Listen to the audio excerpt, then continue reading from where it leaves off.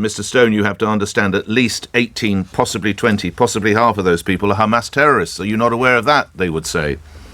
Well, I don't know what the numbers were. Of course, there were Hamas terrorists among those killed, but that is no excuse for the indiscriminate attacks on Palestinians and in Gaza and indeed in the West Bank. Anti-Semitism, a word that's been thrown about quite a lot recently, mainly by those supporting Israel's genocide in Gaza and mainly by those Israeli officials as a means of not answering any questions, as we've seen in my previous videos.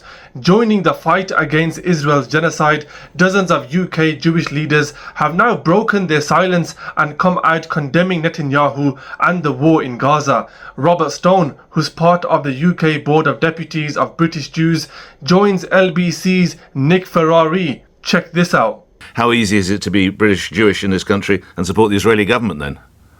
Well, you see from our letter, we find it's impossible. We support the state of Israel, we support the right of Jews to have a state in Israel, but the Israeli government is actually undermining that by behaving in this appalling manner.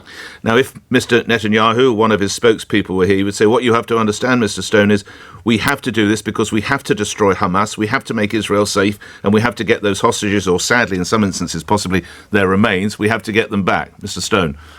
You don't have to.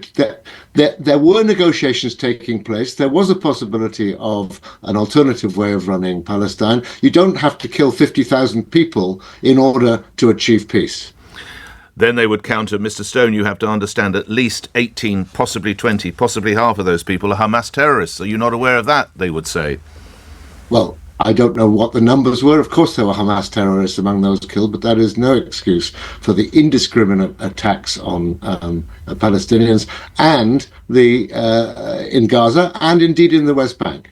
And the increasing of the number of settlements. That's not a way of getting peace.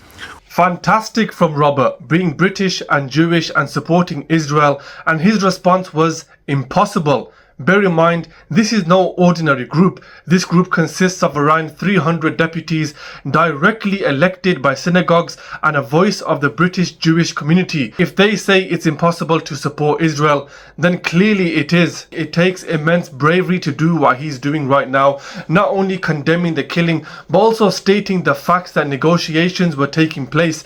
We were moving in the right direction, and let's not forget, and this is a fact, during the ceasefire, Israel killed 150 Palestinians.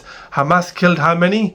0. There's alternative ways to peace, but clearly one side doesn't want it. What do you hope your letter will bring about?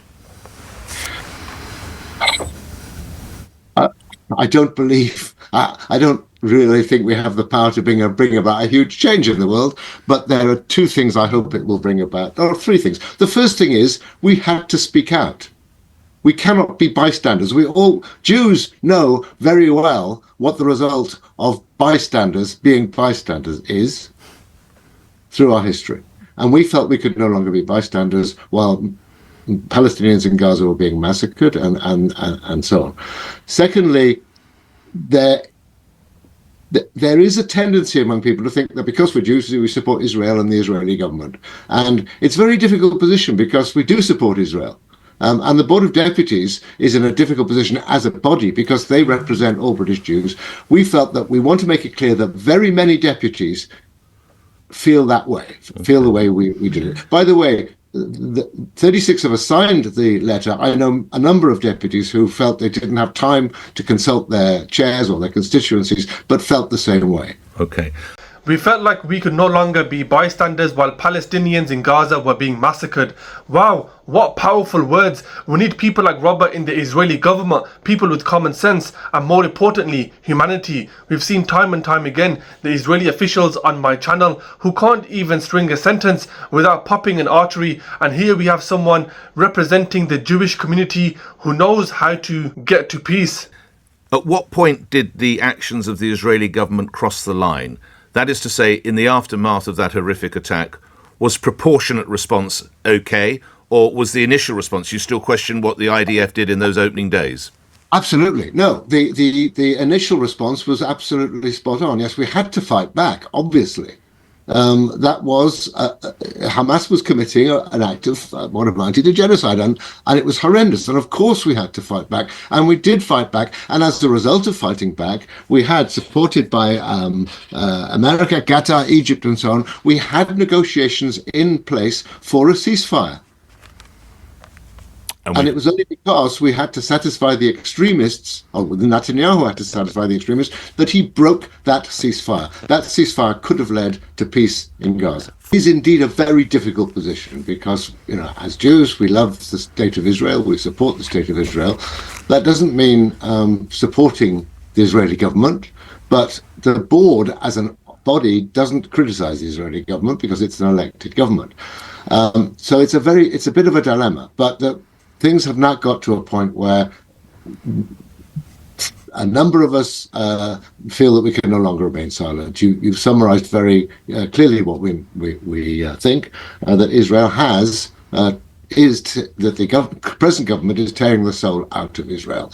There were peace negotiations going on, and as a result of those negotiations, 135 hostages were released, and there were international bodies, Arab and American governments were supporting the ceasefire, and Israel at that point chose to break the ceasefire because Itamar Ben-Gvir was rejoining the government, and his extremist views prevailed, and they've